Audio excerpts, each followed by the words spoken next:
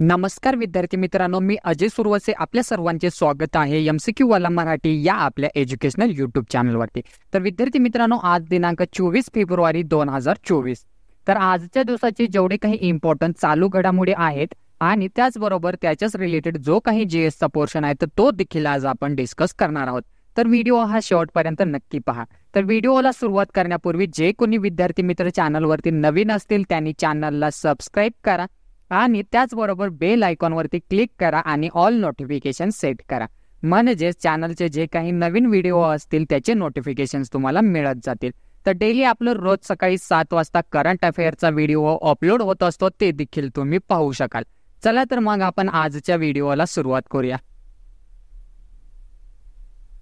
आजच्या व्हिडिओमधला प्रश्न पहिला आहे की दरवर्षी सरोजिनी नायडू यांची जयंती केव्हा साजरी करण्यात येत असते?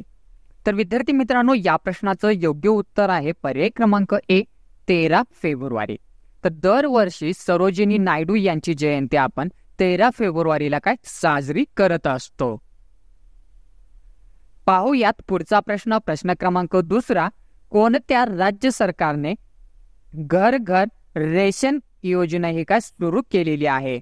तर विद्यार्थी मित्रांनो, या प्रश्नाचं योग्य उत्तर आहे पर्याय क्रमांक सी, पंजाब। तर पंजाब या राज्य सरकारने घर घर रेशन योजना ही सुरू केलेली आहे। तर लगेचच आपण पंजाब या राज्याबद्दल जाणून घेऊयात। तर पंजाब या राज्याची स्थापना 1 नोव्हेंबर 1966 रोजी झाली। मुख्यमंत्री आहेत भगवंत मान, राज्यपाल आहेत बनवारीलाल पुरोहित आणि राजधानी आहे चंदीगड। तसेच तिथे महत्वाचे एक धरण आहे भाकरा नांगल या नावाने। पाहूयात पुढचा प्रश्न, प्रश्न क्रमांक तिसरा, कोणत्या राज्यात गंगातीरी गायीसाठी देशातील पहिले संवर्धन केंद्र स्थापन करणार आहेत? तर विद्यार्थी मित्रांनो, या प्रश्नाचं योग्य उत्तर आहे पर्याय क्रमांक डी, उत्तर प्रदेश। तर उत्तर प्रदेश या राज्यात गंगातीरी गायीसाठी देशातील पहिले संवर्धन केंद्र स्थापन करण्यात येणार आहे। लगेचच आपण उत्तर प्रदेश या राज्याबद्दल जाणून घेऊयात। तर उत्तर प्रदेश या राज्याची स्थापना 24 जानेवारी 1950 रोजी झाली। मुख्यमंत्री आहेत आदित्यनाथ योगी, राज्यपाल आहेत आनंदीबेन पटेल आणि राजधानी आहे लखनौ। तसेच तिथे 2 महत्वाची राष्ट्रीय उद्यान आहेत, दुधवा राष्ट्रीय उद्यान आणि पिलीभीत राष्ट्रीय उद्यान। तसेच तिथे महत्वाचे एक धरण आहे रिहंद या नावाने। पाहूयात पुढचा प्रश्न, प्रश्न क्रमांक चौथा, कोणत्या राज्य सरकारने ड्रग विरुद्ध धामी मोहीम सुरू केलेली आहे? तर विद्यार्थी मित्रांनो, या प्रश्नाचं योग्य उत्तर आहे पर्याय क्रमांक सी, उत्तराखंड। तर उत्तराखंड या राज्य सरकारने ड्रग विरुद्ध धामी मोहीम सुरू केलेली आहे। पाहूयात पुढचा प्रश्न, प्रश्न क्रमांक 5वा, दक्षिण रेल्वेद्वारे नियुक्ती आलेल्या पहिल्या ट्रान्सजेंडर TTE कोण ठरल्या आहेत? तर विद्यार्थी मित्रांनो, या प्रश्नाचं योग्य उत्तर आहे पर्याय क्रमांक सी, सिंधू गणपती। तर दक्षिण रेल्वेद्वारे नियुक्ती करून आलेल्या पहिल्या ट्रान्सजेंडर TTE ह्या सिंधू गणपती ठरलेल्या आहेत। पाहूयात पुढचा प्रश्न, प्रश्न क्रमांक 6वा, 19 वर्षाखालील एकदिवसीय ICC विश्वचषक स्पर्धेचे विजेतेपद कोणी पटकावलेलं आहे? तर विद्यार्थी मित्रांनो, या प्रश्नाचं योग्य उत्तर आहे पर्याय क्रमांक डी, ऑस्ट्रेलिया। तर 19 वर्षाखालील एकदिवसीय ICC विश्वचषक स्पर्धेचे विजेतेपद हे ऑस्ट्रेलिया या देशाने पटकावलेलं आहे।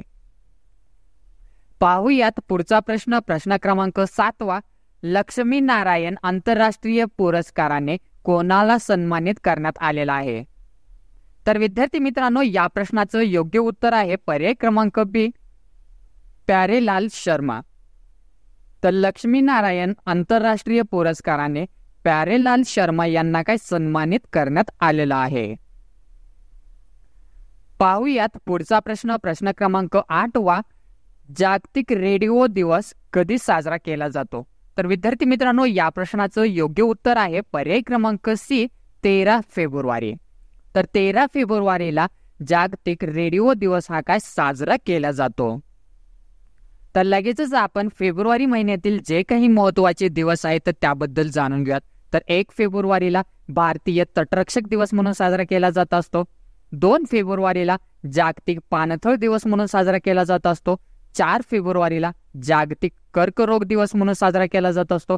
7 फेब्रुवारीला सुरक्षित इंटरनेट दिवस म्हणून साजरा केला जात असतो. 10 फेब्रुवारीला राष्ट्रीय जंतनाशक दिवस म्हणून साजरा केला जात असतो. 11 फेब्रुवारीला विज्ञानातील महिला आणि मुलींचा आंतरराष्ट्रीय दिवस म्हणून साजरा केला जात असतो. 12 फेब्रुवारीला डार्विन दिवस आणि राष्ट्रीय उत्पादकता दिवस म्हणून साजरा केला जात असतो. 13 फेब्रुवारीला जागतिक रेडिओ दिवस आणि सरोजिनी नायडू यांची जयंती साजरी केली जात असते. 19 फेब्रुवारीला छत्रपती शिवाजी महाराज यांची जयंती साजरी केली जात असते. 20 फेब्रुवारीला जागतिक सामाजिक न्याय दिवस म्हणून साजरा केला जात असतो. 21 फेब्रुवारीला आंतरराष्ट्रीय मातृभाषा दिवस म्हणून साजरा केला जात असतो.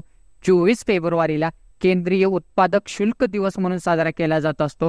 27 फेब्रुवारीला मराठी भाषा दिवस आणि जागतिक NGO दिवस म्हणून साजरा केला जातो.